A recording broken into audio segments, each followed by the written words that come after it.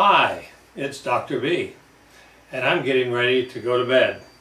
What's my favorite pastime just before to go to bed? I'll tell you in a minute, but my second favorite is grabbing a book I like. In this case, it's a college chemistry book. Why? Because I like teaching college chemistry. But we're going to talk about your kids and reading. Some people will ask the question, when is it too soon to start teaching kids? Well, I think you can start teaching them while they're in the womb. Play certain types of music. The rage several years ago was Mozart. It's calming and soothing, and basically you're giving them some nice, gentle stimulus. But a little bit later on, maybe like 2 or 3, the favorite time of starting to teach kids to read is bedtime. You take them upstairs, if you have an upstairs bedroom, and you start telling them stories. Then you start reading to them. This is a set of books, well worn, that I don't know if we initiated reading to them with these books, but they were certainly ones that every one of our kids went through. And as the younger one was going through the Chronicles of Narnia, the older ones would join in because they loved them so. And that's what you have to do, is find some books that they enjoy. It's hard to get 2, 3, 4, 5-year-olds to enjoy college chemistry books. It's out of their realm.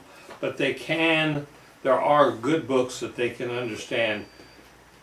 Fantasy ships, conflict between good and evil. And that's what you do with reading, is start off opening books with them. Let's pick one. The Lion, the Witch, and the Wardrobe. And you trace along with the words so that they start understanding that each one of those words is built together into a sentence. So at last the Turkish delight was all finished. When we would go to church and we would sing, I'd hold the hymnal open and I would follow along, and they would be fascinated with, oh, those squiggly lines there mean something. Those lines with all the circles and lines above there mean something too, which I did not get into. But they understood that a basic culture in our house was to read. They enjoyed it. By the time they got to kindergarten, they were reading at a 3rd grade level. And when they had success at that encouraged them to continue doing that. And they enjoyed being set aside because the teacher didn't have to teach them what an A was and an E was and an I was, and got to read. And that was even better when they got to help with other kids reading. Do not think you're a failure if they take a long time to learn. If my kids started reading before kindergarten, but I personally didn't start reading much before 2nd grade. Why? I had a learning disability. I couldn't concentrate that long enough to learn something, and when I failed to learn what was required, then I just gave up and said, that's not for me. And then one day, and then when we got into spelling contests where we go around the room, I don't think I ever made it out of the 1st or 2nd round learning to spell words. And I certainly wasn't going to learn a long list of how to spell. I'd try, but failure cultivates failure.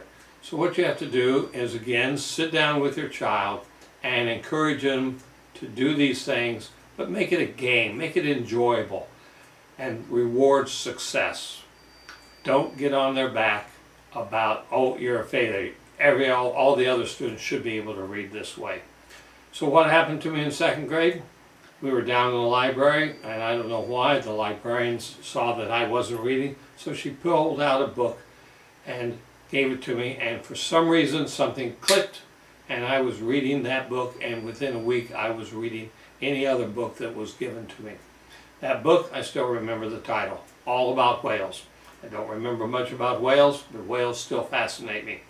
Maybe your kid is interested in dragons, that's great, in Chronicles of Narnia, or interested in other animals. This is a set of Winnie the Pooh books that is going to go out to my granddaughter in a month or so for her to celebrate her birthday, and I've given her at Christmas simple books, but these, our daughter has read Winnie the Pooh, and we can still remember James, you can never go down to the end of the town unless you go down with me, and those. And it's been 40 years since I've read about James. But this is what you want to do, is introduce them to a reading culture. You want to spend time, let them see you reading and enjoying it. And we're going to have some more suggestions for when they're a little bit older in the next 2 videos. How to read for content as versus the mechanics of what these words are. And then finally, how to go to the movie and analyze as you would with reading. There's a lot of good movies out there, and there's a lot of movies that they will take interest in, such as Iron Man and the superheroes by Marvel. They all have values in them, and you see that. So eventually you graduate from books that have some values in them, and it's easy to point out who's good, who's bad, why they're bad, and they end up with fantasy literature in which you see good versus evil. So be back with me in about a week. I'll try to get my sleep in so I'm full of ideas for you. And again, if the kids never see me, but you take an interest in starting and teaching them with the goal of getting them to read. And then finally a goal of getting them to read for content. That's the goal of STEMsherpa, and should be your goal too. And I'm happy to help you with that. Good day. Oh, where was I? Oh, I think it was